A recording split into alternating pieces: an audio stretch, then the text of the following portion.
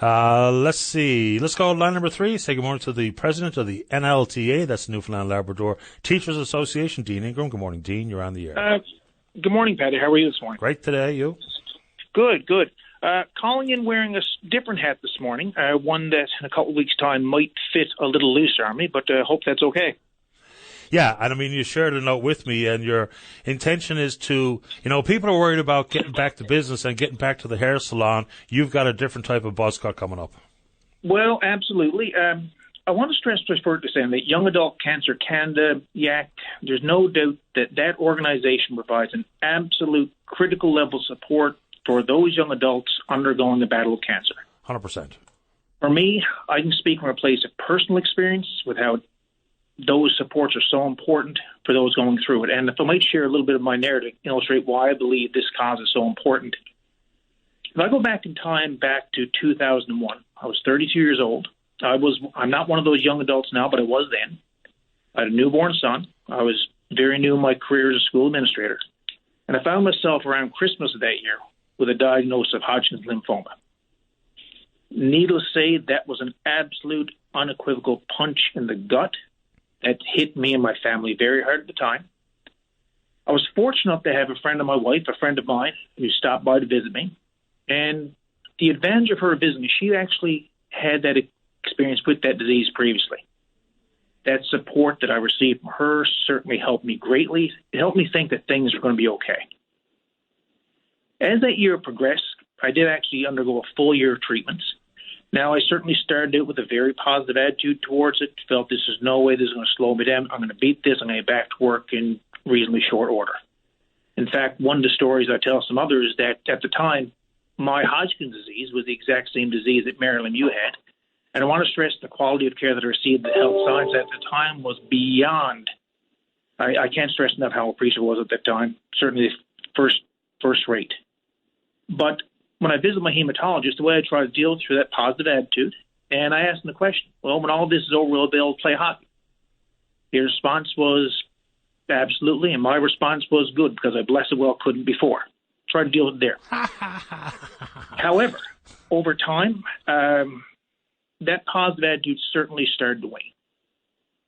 The financial concerns I encountered were absolutely real. In fact, as time progressed, I went to a point where I was on a borderline bankruptcy. I had to apply for CPP disability. Now, for those who've gone through the process, if you're applying for CPP disability for an illness, which I was, you're basically signing off and saying that you're going to die. That was a very, very, very tough thing for me to do at the age of 32. Looking at a 6-month-old infant, what was going to happen, saying that I was going to die because I needed funds. It was necessary, it had to be done, but that was a very tough thing, which speaks to where I was to mentally at that time. Eventually, my treatments led me to having a stem cell transplant, which I underwent, spent some time, about a month in a hospital, again, the health science, top rate, top shelf service. And that month that I was in hospital, while I was going my treatments, the corridors of 4 North A became my walking track. On the walls at the time, there was a number of stories about a young man by the name of Jeff Eaton. I'm sure you know Jeff, who went through his own battle with leukemia. And reading that was an inspiration to me. The organization subsequently formed Real Time Cancer, eventually became Young Adult Cancer Canada.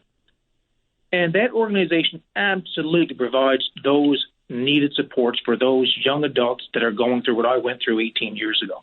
Yeah, there's just not a lot of attention to the young adults, and it's well documented. People aren't making this up, and I've dealt with Jeff Eaton for years. Yeah. My son Jack, I think, probably shaved for the Brave, I think maybe 5 times. So yeah. I was quite proud of that. It's a different life circumstance.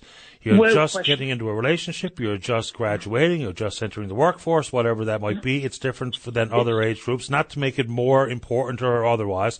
It's just different. And so I'm really proud of what YAC does. It's tough. And financially right now, because I've got a lot of respect and a lot of pride in seeing what this organization does. I know what they do because I was there. Financially, their ability to find funds to support the program, which is badly needed with our schools, classes suspended, and various public gatherings curtailed. Traditional shape of the Brave events, which happen in schools and malls, etc., they're not happening. Mm-hmm. So their ability to raise funds is certainly very challenged, but the needs for supports, if anything, have increased. Now, to correspond and try and bleed off some of those pressures that YAC is going to face, there's a number of solo events that are happening throughout the province. Virtual shaves are happening, and I'm very proud to be able to step up and participate, and I'm hoping people can still find a way to support it. It's certainly something that's absolutely needed. And myself and others, I know times are tough financially.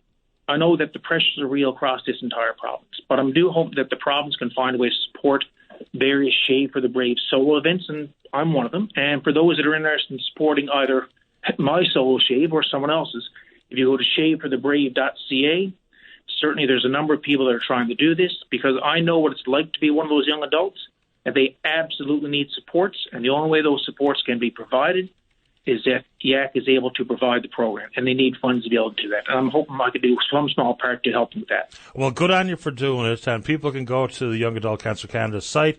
There'll be an opportunity to scroll down for participants and make a donation.